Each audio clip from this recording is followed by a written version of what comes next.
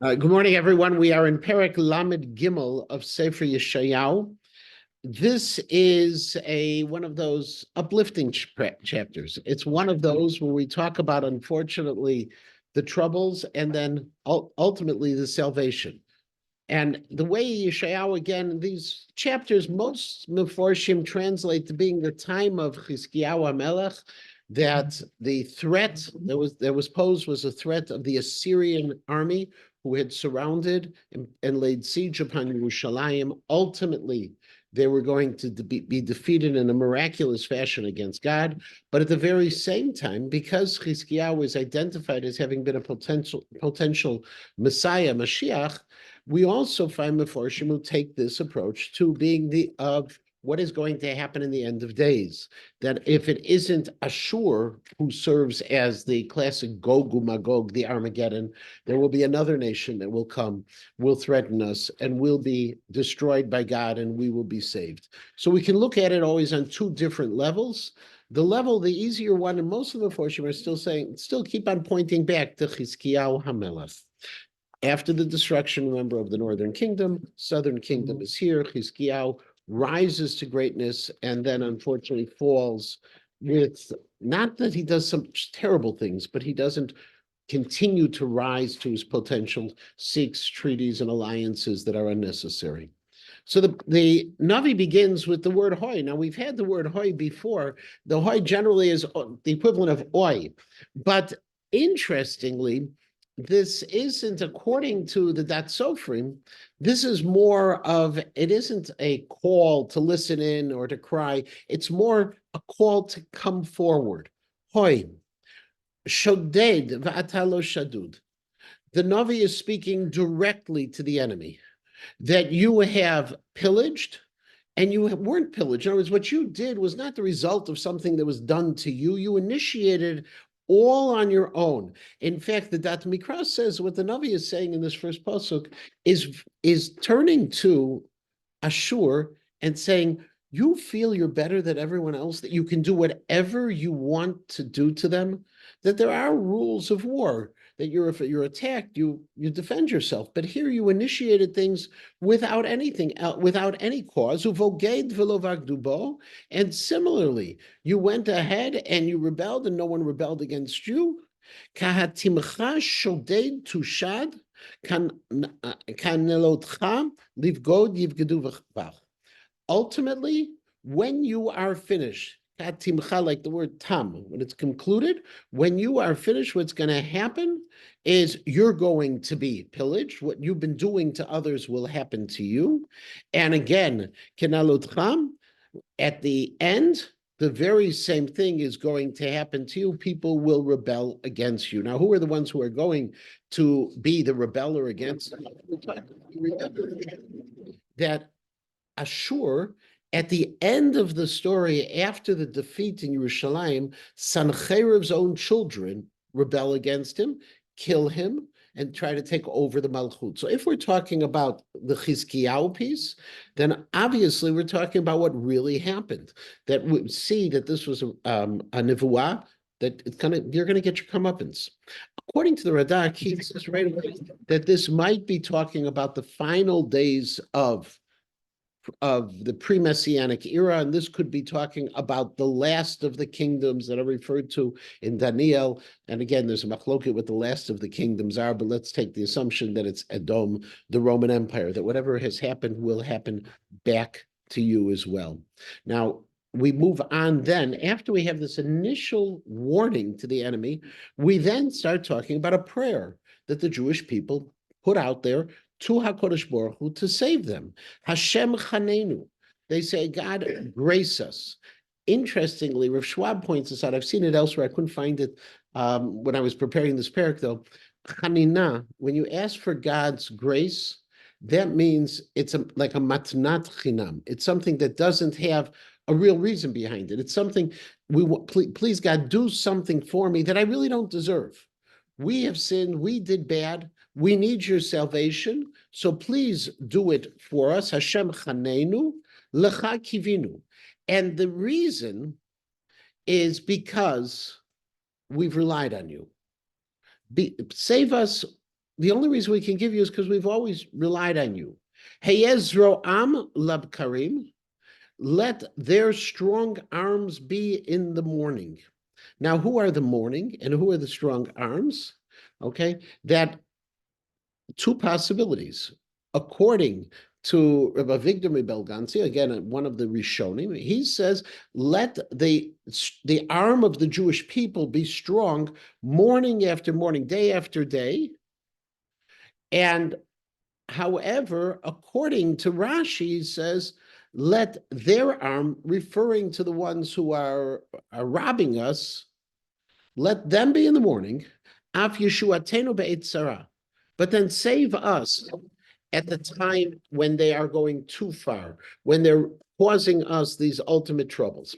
Rav Schwab takes this a little bit differently, and he says that let them do what they wanted to do in the beginning, morning being a sense of beginning, when there's a sense of light and hope. Let them have it, but once it turns dark, once they've crossed the line, then save us HaKadosh Baruch Hu.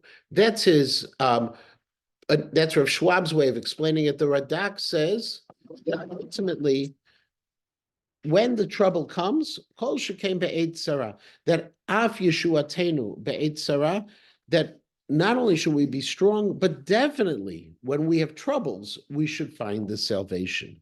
Mikol Hamon Nadidu Amim. The sound of multitudes, the noise. Kol Hamon. Hamon is a lot of people, right? A kol hamon is like this loud noise of a crowd. Okay, it's the noise of the cult.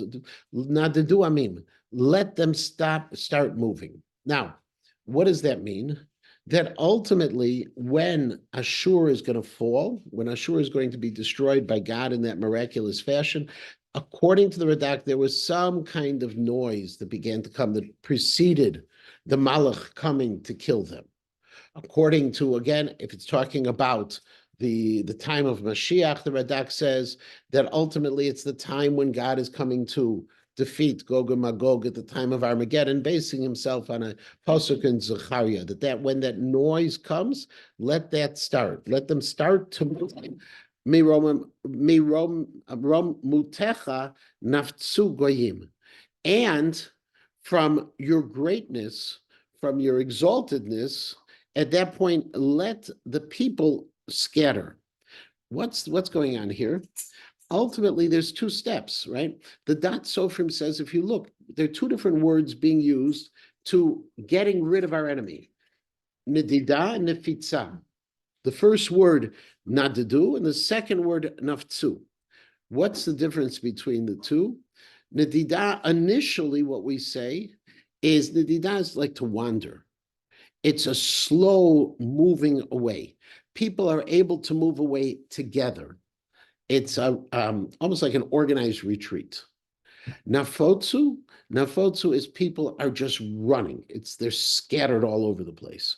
So it is true that there is a parallelism between the two, but there's a different meaning. Yesterday in Shul, I talked about this great word, omnisignificance. It's actually a word that was coined by James Kugel. James Kugel is a fascinating biblical scholar. He happens to be my third cousin. My great-grandfather and his great-grandfather were brothers. Okay, so I used to hear about the Uncle Yossel, okay, who was his great-grandfather. Never met him, but he is a great scholar. He is not necessarily in the traditional camp, if you get what I mean. Okay, but he coined this word omnisignificance, that we normally, and the Malbim is this, that we believe that every single word has uniqueness. There's no such thing, according to that approach, of a real synonym in Hebrew. There can't be two words that mean the same thing. There can be two words that are similar. And the challenge always is to find the different message within the words, which also creates, by the way, a problem in poetic structures, just to get off the topic totally. Parallelism is where you have like this pasuk, right? Where you start talking about they wander, they move off from the noise, okay, and from your exaltedness, they scatter. Well, parallelism says, okay, you got two halves of a pasuk. They're basically saying the same thing for emphasis. They're using different words, just trying to emphasize things. But if I say that every word has unique meaning and everything is different, it's not really parallel.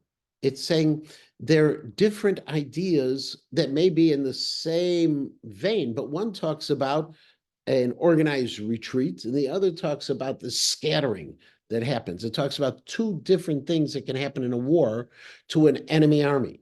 An enemy army can decide, we're done, we're moving on. An enemy army can find that ultimate defeat that just destroys them and scatters them all over. So if you hold from omni-significance, it's hard to hold from parallelism. Okay, just it's an interesting literary piece as well. Ve'usaf shalalchem osef hachasil. And your spoils will be gathered like the gathering of locusts. Okay. What do locusts do when they gather? They wipe you out. Everything's going to be taken. Now, what is the Osef Shalalchem? So Rashi says that the Jews had been robbed by Ashur. They had stolen everything from us. And what's going to happen is this collection of our shalal, of our spoils, of the Jewish spoils, are going to be collected back completely. We're going to get everything back that we lost. On the other hand, the Shadal says that this isn't a statement being made just to the Jews. Reb Shmuel David Lutzato, he says, this is actually a general statement to the world. Ashur had despoiled the entire world, all of the nations of the world. And so Osef Shalalchem, the gathering, the collection, because Osef means, when you gather, to gather things generally means you have pieces you bring together. So Rashi is looking at the pieces of the things that all belong to the Jews. Shadal says, no, the pieces belonging to all the different nations that they had brought back together, that all the things that Ashur had gathered together in such, when they were conquering, the Navi is turning to the nations and says, you're going to be able to get them back. Mashak gevim shokekbo. And it's going to be just as the march of the grasshoppers, says the Ibn Ezra. The Ibn Ezra says that they're just going to come back, and that gathering is going to happen quickly. But if you ever remember when you started hearing grasshoppers and locusts, it's a noisy gathering. There's going to be a tumult around it, but it's going to happen quickly. Rashi says that the word mashak comes from the word like a roar, like the roar of water that's going and falling into ditches, like waterfalls. Okay, the Ibn Ezra says it's talking about grasshoppers. We really don't know what it's talking about for sure. We do know that when we're going to get back what they stole from us, and when the nations of the world are going to get back for what Ashur stole from them, it's going to be with a tumult, is what the Navi says. Niskav Hashem, God is exalted kishochen marom. He's living in the heights. In other words, when the rest of the nations of the world see the defeat of Ashur, they're going to say, ooh, that God is really something. Milei Tzion mishpat u'tzedakah. And he's going to fill Tzion with justice and righteousness. What kind of justice and righteousness is happening at the end of this piece when Ashur is defeated and everything is returned back? The Dat Mikra offers three possibilities. Possibility number one, he's going to do justice and righteousness. Remember, this is a Hendayadis. Whenever mishpat u'tzedakah, it's a mishpat through tzedakah. When he does this, Oseh mishpat tzedek b'oivim, he says, one, he's going to do what's right with the enemy. The other possibility that Malei Tzion Mishpat U'Tzedakah means the Jews are going to do tshuva. And in Tzion, all of a sudden, things are going to be back to the way they should be. The other possibility is that Tzion is going to be filled. What's it going to be filled with? It'll be filled with all of the things they brought back from the Assyrians, all the things they were able to recapture, all the shalal itself.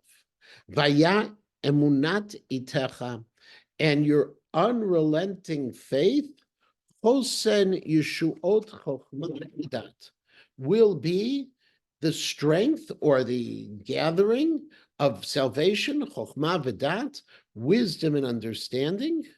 Yirat Hashem hi otzaro, and the awe of God is the treasure. What does that mean?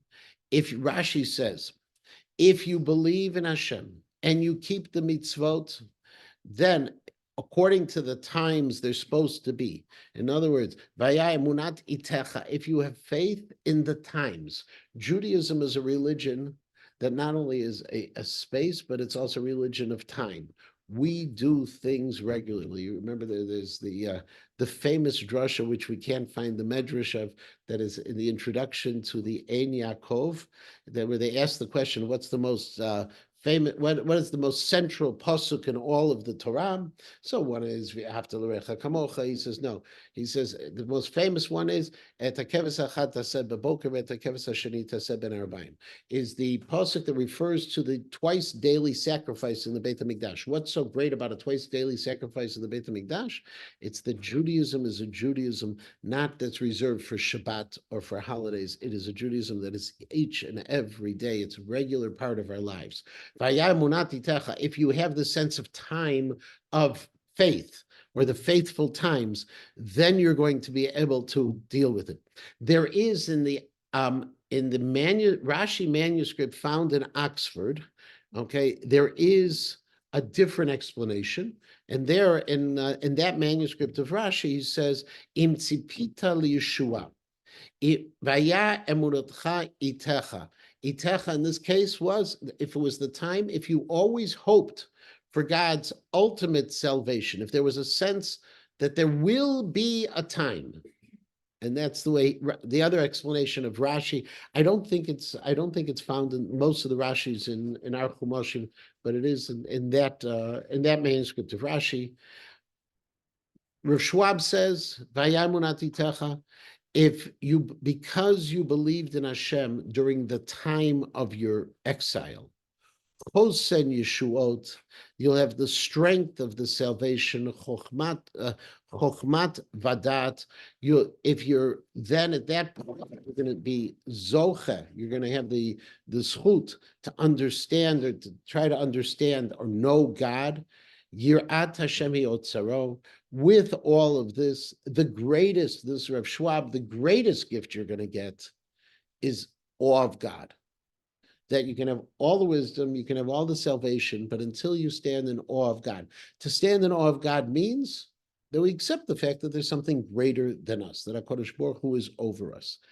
And in fact, that Rabbi Avigdor Begaltz quotes the pasuk, Ma Hashem daresh mimcha ki im liyira. He says the ultimate aspiration of Jews are to be in awe of God. It's Yirat Hashem. Third part. Now, the third part of this parak, we started out, if you remember, first with just this call to Ashur. What you did was totally wrong. Then we start with a prayer with the salvation. Now, the third part is a cry over what we lost. And this is going to be for a few psukim from Zion to Tet. Yeah. Just a quick question about the structure. You're talking about very physical things like you're going to get the booty back that was stolen from you. And now you're talking about a very metaphysical kind of oksar. Anybody comment on that? Anybody, I'm sure somebody. Okay, I didn't see anything, but if you think about it for a moment.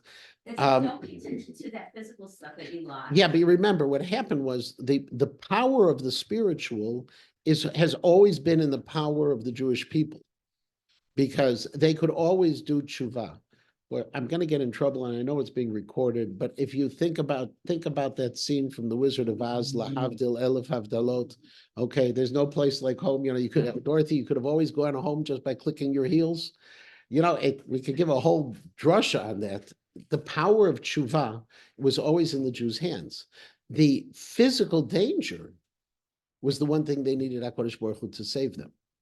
And so the salvation is two parts. We're talking about the fact that they're physically saved and spiritually they have begun to recognize, okay, and in fact that begins L'cha kivinu. Already at the beginning, the third and fourth words of this prayer, Hashem chanenu, where we say, God, have grace upon us. We don't deserve this, L'cha kivinu, but we've always looked towards you. where the Jews begin to understand that relationship. That's the beginning of the tshuva. So the fact that we go from physical to spiritual is really not the case. We go spiritual, physical, spiritual, physical, spiritual. The last physical and spiritual, God returns us in both levels, and we have the Yirat Hashem. So I'm not sure it's that either or in the same way. Now comes Hein Er Elam. And so then all of a sudden we talk about the Er Elam. Now, Er Elam, we're not really sure what these are. Our Elim we talk about in other places as well. It could be another term. The Radak says this very clearly, that it comes from the phrase Ari Kel, that the lions of God, which is a term of Malachim. Interestingly, the Targum Yonatan says, It Gale Lahon, that it Lahem, the ones who will see it will be revealed to them. The Malbim says this is talking that this is actually, this is mocking the Assyrians. Hein Er Elam, it's mocking the Assyrians who were very strong and powerful. And if you remember, in that story with Chizkiyahu, outside the gates in the middle of the siege, Rav Sheka, the general of Sancheriv, starts mocking the Jewish people. He's talking in Hebrew, okay, and they don't want him to talk in Hebrew. They want him to switch languages so the people shouldn't be dispirited, and he's having a good time. Use strong ones. So we're not sure who it's referring to, but and even what it's referring to. It might be Malachim, and it might be the strong people of the other side. Tza'aku chutza malachei shalom. So tza'aku chutza. What is tza'aku chutza? Well, chutza could be outside. Okay, and we follow that opinion of the Malbim. Rav Sheka's outside the walls of Yerushalayim that's under siege, and he's mocking the king and all of the Jews inside. So that's the chutza.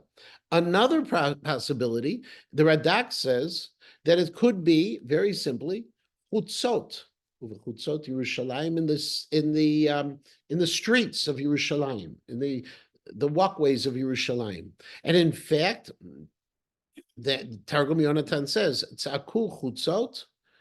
Because of these strong ones, because of these, they're going to start seeing what's going on. They're going to be crying in the chutzot, in the streets. There's going to be tears in the streets. The Mitzudot David say, in order to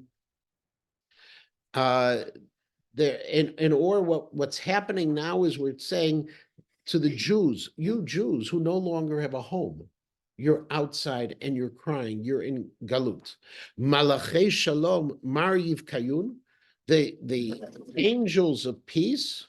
Who are the angels of peace who are crying, who are bitterly crying? Well, if I say this is talking about Sancheriv, again, outside the wall, the generals of Sancheriv are mocking the Jewish people and they're yelling at them and making all the trouble. Who are the Malachei Shalom? Chizkiyahu sent people to Chizkiyahu to try to bring about peace. And they're crying bitterly because of what happened to them, that they were denied that peace itself. The Malachei Shalom could be, according to Rashi, the actual Malachim of HaKadosh Baruch Hu, who come back with the report of the destruction of what happened in Eretz Yisrael, that they're coming back. That's a possibility also, that ultimately the Malachim shnishlechu lir'ot b'shlom haaretz, okay, after the Churban. What we see is these powerful ones are yelling in the street. Now, who powerful ones could be? Rav Sheka. Arelim, if I take Targum Yonatan, Arelim, when we see what's really going on, we start crying. And the Malachei Shalom, they're crying as well. Nashamu Mesilot. And what happens ultimately, our paths, the roads have been destroyed by Ashur. Shavat over Orach, and at the very same time, Shavat over Orach. Orach is again another way of saying a path or a way. They have been destroyed. A fair breed. They violated the covenants. Now, could be from talking in Chizkiyahu, Rashi says, because there was a covenant with Chizkiyahu. Ashur had originally had some agreement with Chizkiyahu, and he broke it. The Radak says, no, we're not talking about Chizkiyahu alone. God broke his covenant with the Jewish people. We violated our side, and God no longer is protecting us. That's why the city was destroyed. Ma'as Arim, the cities have been destroyed, have been made despicable. Lo chashav enosh. They didn't think of us, as the Mitzudat David says, as human beings any longer. Whereas when we were destroyed, it wasn't that they were attacking another people, they were attacking Untermenschen, less than people. That's the Mitzudat David's position. Okay, or Lo Chashav Enosh, the Marikra says, people could have never imagined it. The level of destruction at the time of the Khurban or the time of the Armageddon, or you can pick any other time of destruction. It's something that was beyond imagination. Lo Chashav Enosh, and it's interesting. Enosh is the term we use now for humanity. And humanity, and in modern Hebrew, this works. I didn't test this out in terms of biblical Hebrew, but enoshut is more than just people. Enoshut is a sense of civilization. Okay, it's when we use, you're dealing with someone in inhumane terms. Lo chashav enosh. This is an inhumanity that could have never been imagined. So what happened in these couple of psukim is we see there's a threat. Either there's a threat on the outside, or there's a realization on the inside. Targum Yonatan is a realization in the inside, and they begin to see the destruction. Aval umlela eretz, and the country is mournful and forlorn. The Radak says this is another way of saying that the land has been destroyed. The Sforno actually, and Sforno again, I mentioned you normally don't have Sforno in the Mikrot Gedolot. Sforno is available. There are published versions of it, but if you want an easy, in the Al HaTorah website, they've included now the Sforno onto this. So the Sforno says the people who live in the lands are, in other words, in this case, Aretz is not referring to the physical space, but the people of the land. The people of the land are in mourning. Not just that, Hechpir Levanon Kamal.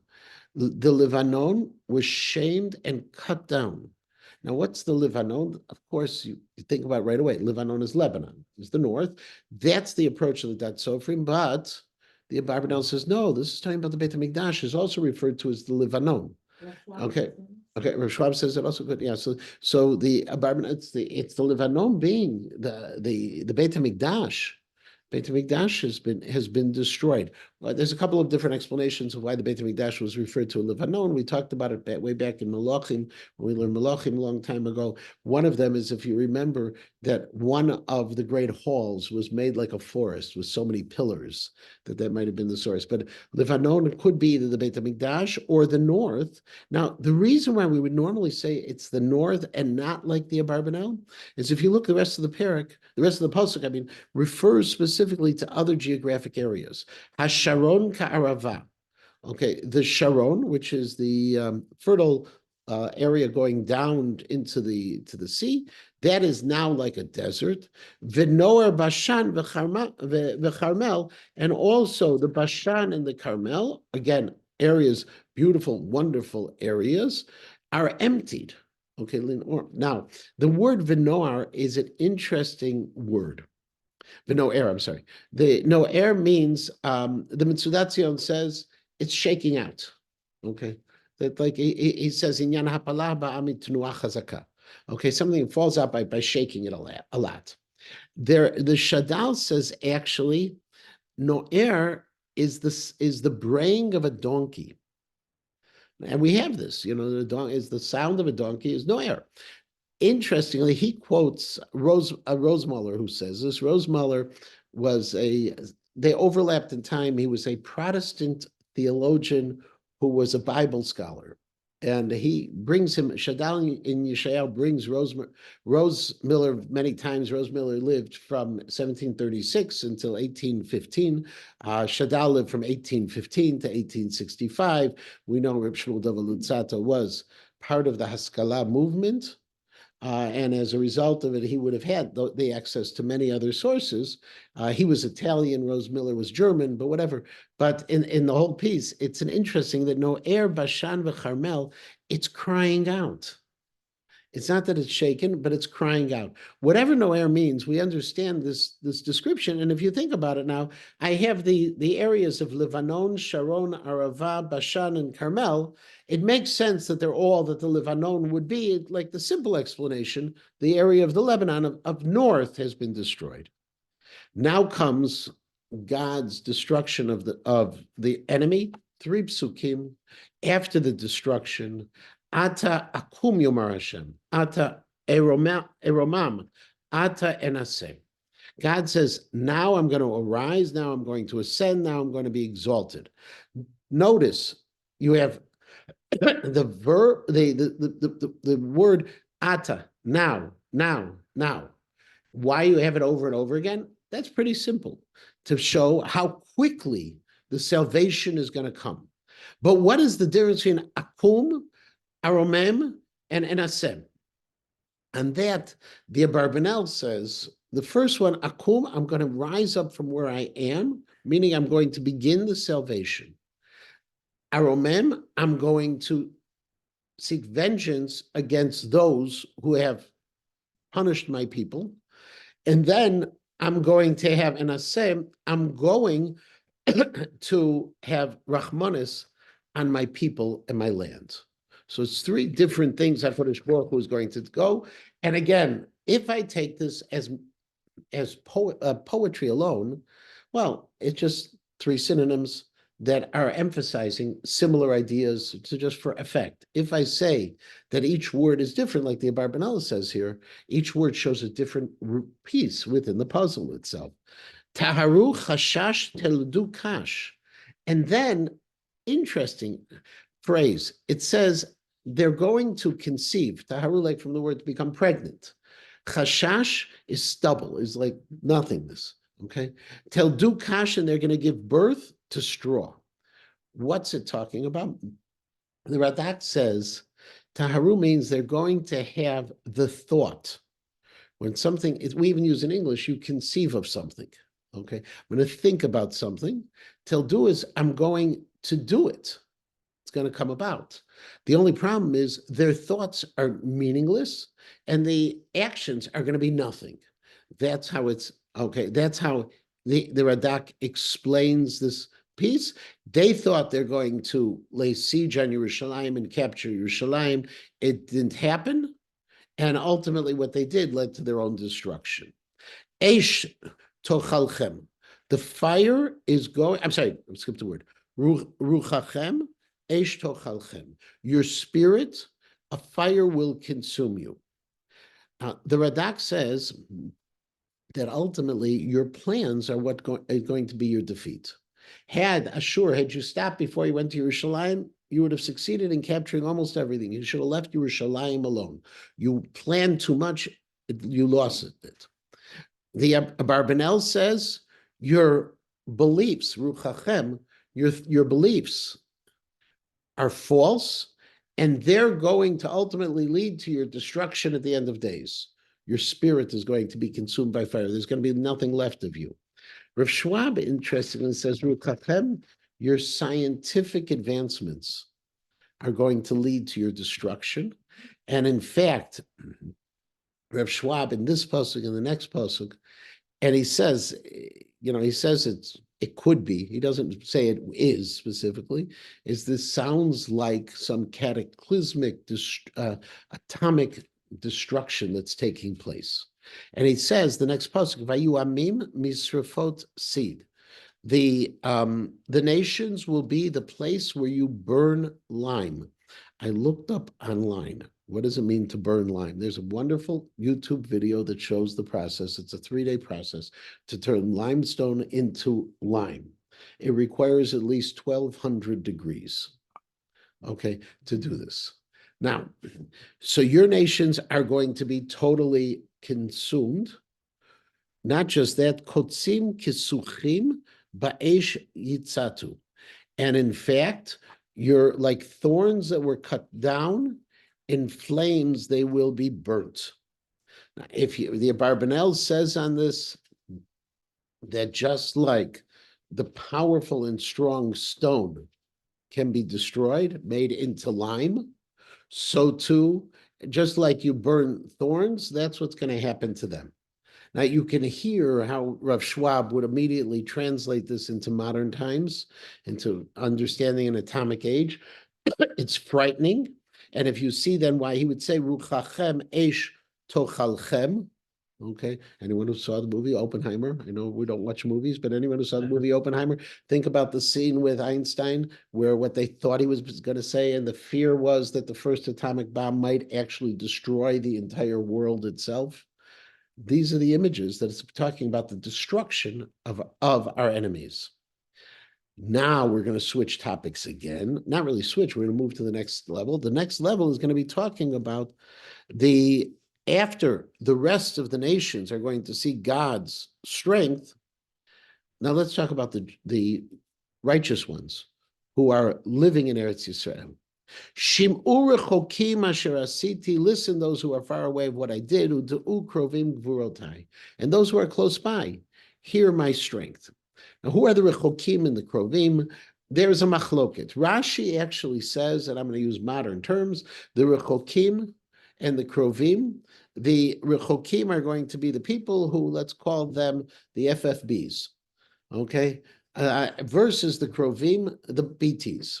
Okay, what does it mean? The people who are recent to our faith and the people who've been all along from our faith. The rechokim, the people for a long time, okay, that listen, all you Jews, listen, whether you've always been faithful or you just got it, okay? The Radak says, no, no, no, no, no. This is addressed to the Assyrians. Those Assyrians who are right here are the Krovim around Yerushalayim who are experiencing this, and those Assyrians over there as well.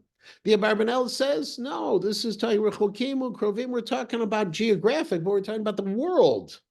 The people who are near and seeing it themselves, and those people who only hear about it. And if you notice, Shim'u Rechokim, listen, those who are far off, the only thing you're going to hear about is they're going to do on TikTok, right? They're not going to get it. They're not going to see it themselves. They're going to hear about it. U'de'u, but the people who are there are going to really understand it. Pachadu v'tzion chataim. And at this point, people in Zion are afraid. The Ibn Ezra says the people who were sinners in Israel, after they see what God did to Ashur, they're saying to themselves, oh my God. I don't know if they say, oh my God, but they're saying to themselves, how can we survive? Look when HaKadosh Baruch Hu's angry at something, look what happens to them. Mi'yachya, how are we going to be able to survive this? The Abarbanel says, no, this is all directed, because he's taking his approach, all talking about all the rest of the nations of the world. He says they're going to start looking, and they're going to say, if the Jews were at sometimes pachadu b'tzion chataim, if they're going to be afraid, can you imagine how afraid you should be? What's going to happen to you? Achaza ra'ada chanefim. The hypocrites are shaking. Now, Mitzudat David, by the way, says on this kafalinyan, this is just parallelism. This is just duplication. The Dat Sofrim says, what's the difference between a person who practices chanifa versus a person who is a sinner? The Dat Sofrim says a person who's a hypocrite, a sinner doesn't come up with excuses. A chanifa really he knows the right way, and he's pretending. It's the person who pretends to be frum, but really isn't. So those people are going to start shaking, because those people, they really get it. The people who are the chunfim, they really get it of what they did wrong all along, and they're going to feel what's happening. Mi yagurlanu esh ochela, mi yagurlanu mokdei olam, and ultimately, who can live with this fire that consumes? Who can live with this mokdei olam, with this all-consuming world disaster? So says the Navi, holech tzedakot, the one who can is the person who walks in tzedek. Who's the people who are able to survive all of this? These people. And now we're going to give 6 lists. So holech tzedakot, that's a person who does what he's supposed to be doing. There's a machloket in modern commentators. Rav Schwab versus Rav Rabinovich in his Dat Sofrim. Rav Schwab says holech tzedakot means you do precisely what you're supposed to do, not more, not less. That's a holech tzedek. The Dat Sofrim says no. A person who's holech tzedek, he's a person who does what he's supposed to do in the best possible way to be able to do it. So it's a little bit more than the normal kind of concept. V'dover me'sharim, a person who speaks straight, a person who is truthful. Mo'es v'vetza me'ashakot, a person who rejects profits through thievery. Oshek is the kind of thing that a person holds on to somebody else's money. You don't pay your workers on time. There's some kind of theft from the other person. Mo'es bavetz, anyone who despises it. And you think about the word mo'es. I remember the she'ur that Nechama Levitch, I heard her give it to 3 or 4 times. Amidvar sheker tirchak. Okay, the Torah doesn't say lo teshakru. The Torah doesn't say don't lie. It says midvar sheker tirchak. Distance yourself from lying. That there's an obligation we have above and beyond to tell the truth, beyond just telling the truth. Anything that's false, we have to distance ourselves from, and that's what Torah is demanding. Here, mo'es bavetz ha'me'ashkot doesn't say you don't take the bets of the bribes. Okay, you don't take advantage of them. You have to despise it. No er kapav mitmoch b'shochad. And the one who shakes off his hands, we had the word no air before. This is shaking, simple thing. I can't possibly be braying, but okay. Mitmoch b'shochad, to hold on to support any kind of bribery. That no matter what it is, if there's any kind of dishonest exchange, anything that feels like a bribe, inappropriate, you don't take it, you don't give it, you don't suggest it, you don't help it, you don't do anything with it. You shake it off. Otemos no mishmo damim. You seal off, the person who seals off his ears from hearing damim. Damim is any kind of violence that could be. That when you're going to try to attack somebody else, you try to distance yourself from any kind of joining with those people. And you close your eyes from seeing evil. Now, what does that mean? It doesn't mean you avoid them. It doesn't mean you see evil, you have to act. But there is that passive kind of evil. I would probably say this is the command to put the filters on your internet. The same kind of concept. They have to close your eyes from it. So there's 6 attributes. We say everybody else, the chotim and the chonfim, they're shaking and they're scared. And how can anyone live up to it? I'll tell you how you live up to it. Here are 6 things you need to do. And when you do those 6 things, then you're going to have that next piece. Then he, God, will live, or he, the Ibn Ezra says, the people who did do this will live lofty lives.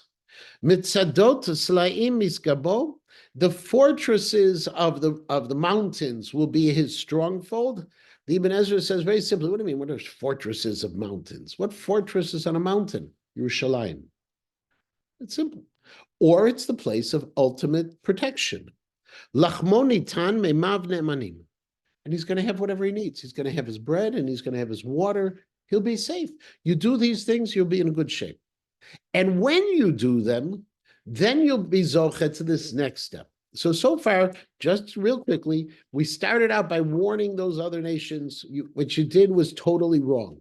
No basis. We began to pray to HaKadosh Baruch Hu. And we began to ask for salvation, and we were told that salvation would come. And the ultimate salvation will be when we'll be in awe of God. Then we described the level of destruction that had taken place. That level of destruction that took place was then HaKadosh Baruch Hu stepped in, and HaKadosh Baruch Hu saved us, and he began to bring the sense of awe back into the world. We were given the instructions of what we need to do to achieve greatness and protection by God. And then Posuk Yud Zayin, where we talk about the greatness of the day, Melech b'yofyo techazena einecha. You're going to see the king in all of his splendor. Okay, now, if this is talking about Chizkiyahu, it's Chizkiyahu we're going to get to see. Okay, if, however, Rashi says, no, we're talking about the King of Kings, HaKadosh Baruch Hu. When you do all of these things, you'll see HaKadosh Baruch Hu. Eretz Marchakim. Tir'ena Eretz Marchakim. You're going to see the land from far away. This is a very complicated phrase, a lot of different explanations. The Maharikra says you will see the wonders even from the distance. Okay, what's going to happen, the greatness is going to come, you're going to be able to witness it even from far off. Okay, and Shadal takes also, okay, a similar piece. He talks about Chizkiyahu. He says, Elu achayim be'eretz merchakim tir'u et Chizkiyahu b'yofyo. Okay, those who live in distant lands will be able to experience Chizkiyahu as well. Part of that understanding the Shadal has is Chizkiyahu is going to rise up and be such a great king. He will be throughout the world. He won't just be limited to being in Yerushalayim itself. Libcha yege ema. Your heart will contemplate ema, fear. Ayeh sofer, ayeh shokel, ayeh sofer et hamigdalim. Where are the Sofer really is the accountants. Okay, we're the ones who count. Okay, we're the ones who measure, who weigh. Where is the ones who are counting the migdalim, the towers? Now, the Radak takes the approach that when all of this wonderful thing happens, you're going to realize that all of the people who had oppressed you, sorry to the accountants out there, okay, but we're talking about the accountants of the foreign enemies who used to tax us. And you're going to say, where are the accountants? And all these things that used to oppress us, all these taxes that were over us, they're all going to disappear. And you're going to see that they're gone. Now, the Rashi, however, takes it in a more figurative approach. And Rashi says, wait a second, when you see all that has happened to the enemies, you're going to start saying to yourself, uh-oh, what is going to happen? Where is the one who's going to take the accounting of my life? Where's the one who's going to measure my deeds? Where's the one who's going to see if I was able to do things that were looking at the great buildings or the great structures I had created? So it could be these really encouraging things that I'm free at last, or I'm really getting nervous now because I'm looking back in my life and I'm thinking to myself, how can this all be? Or, for example, the Dat Mikra says, wait a second, no, this is talking about when you see the glory of God, you're going to realize what's really important in life and what's not. And you're going to say, how can I measure anything I have against that glory? What I have is not that important. Et am noaz lo tir'em. The nation who is noaz.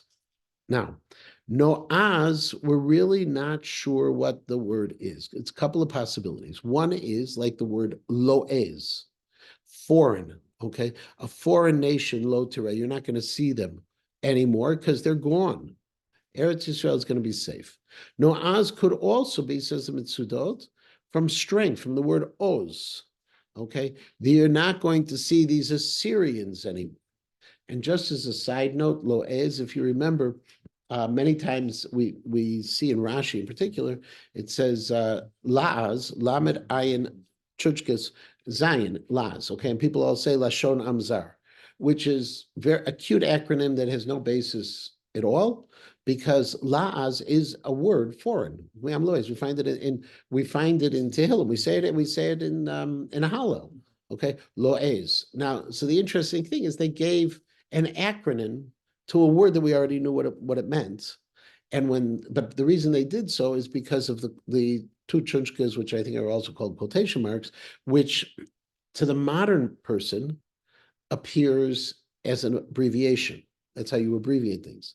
But in classical Hebrew, that was the equivalent of an underline. to emphasize something. It wasn't, they didn't have the underline option in early printing. Early printing couldn't do an underline. They could do, though, those quotation marks. And so as a result, people misunderstood that Laz was that. But just get back to the pasuk.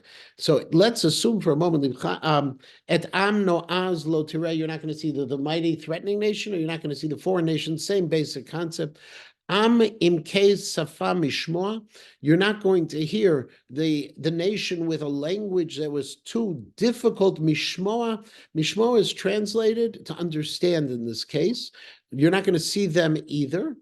Okay, and then nil aglashon en bina, and the nation with a ridiculous language, which there's no way to understand, you're not going to see them either. The Dat Sofrim explains that these are talking about three different kinds of potential enemies. The general foreign army, the Imke Safa, that's a primitive nation who might come against you. Okay, those people who are going to attack you like that, those are the ones who are they're dangerous, but not as dangerous as the third Nil'ag Lashon. He says the Nil'ag Lashon, those people are the ones who make no sense. And what does make no sense? That they attack you and do things that have no logic behind them. They're just cruel.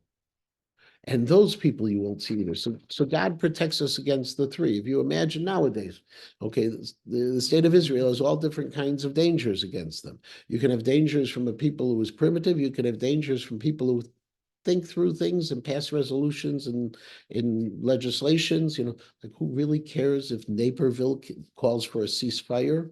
Okay, but you also have that people that's so cruel. You can't reason with them. You can't bear any logic. All three we're going to be protected against. The Navi continues, Chazei Tzion, Sitzion, Kiryat Mo'adenu, the city, the place, Mo'adenu. Now, Mo'adenu, interestingly, Mo'adenu is, according to Mitzudat Tzion, comes from the word Vad, in this case, a gathering. Mitzudat David says this is the place where we gather in our holidays. That Moed and Va'ad are the same shorish in that sense. Einecha tir'ena Yerushalayim, your eyes are going to see Yerushalayim navesh anan, as a tranquil abode, a place, Mador Shaked, says the Mitzudat David. Ohel Bal Yitzan, it's going to be a tent that is not going to be moved. The Oel, according to the Dat Mikra, is referring to the Beit HaMikdash. According to the Abarbanel, the Oel is referring to the Am Yisrael. Bal Yisai Tedotav, its stakes will never move. Lanetzach will never move forever. According to the Abarbanel, the Tedotav, the stakes, those are the Kohanim and Leviim, v'chol chavalav bal yinateku. And the ropes that hold it down will never be broken. The chavalav, according to the Abarbanel, these are the Nevi'im. In other words, all we're saying is this Zion, Yerushalayim, is going to be peaceful and it will be eternal. Ki'im sham adir Hashem lanu. That's where God is beloved to, I skipped the word, I'm sorry. Yeah, no, Kim Sham Adir Hashem Lanu, that is the place where God is going to be beloved to us, but strong, Adir. Adir is a strength. Mekom Naharim Yorim Rachavei Yadayim. It's going to be a place of rivers, of big rivers, which are wide rivers, Baal Telechba, which can't be crossed over, Oni Shait, whether you're in a boat, Vitzi Adir, or a mighty ship, Lo Ta'avrenu, Lo Ya'avrenu, will not be able to cross it. Now, obviously, there are those who want to suggest that there are midrashim that talk about in the time of Mashiach, there will be water flowing through Yerushalayim.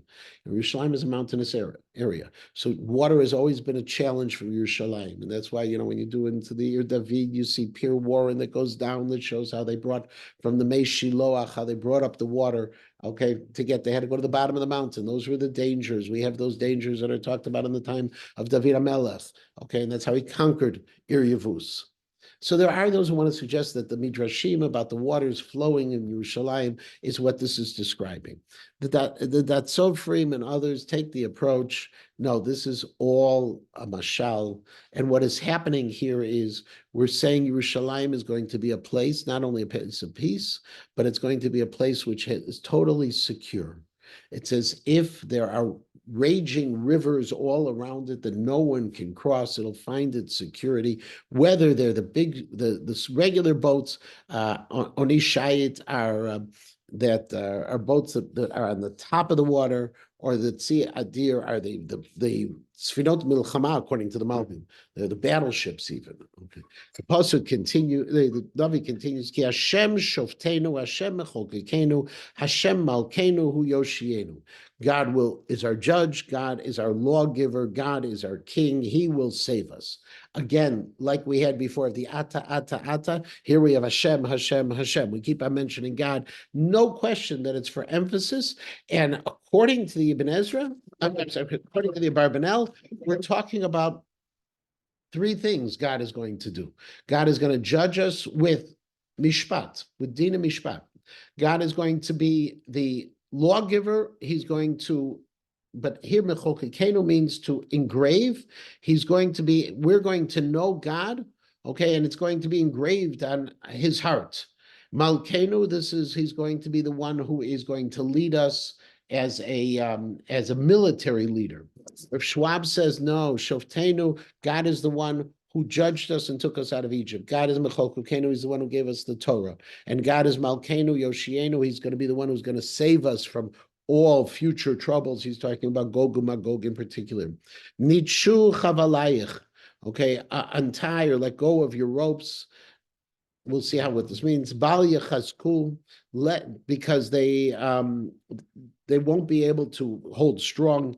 Chen tarnem bal parshunes, and also the same thing is regarding your sails, and the tarnem is from a torin, from the mast, won't be able to be lifted up.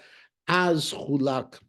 Okay, then it's going to be ad shalal marbeh. Then it's going to be divided. That all of these great bounties that have been taken, pischim bazazuvaz, and even the lame are going to be able to take from you Ashur.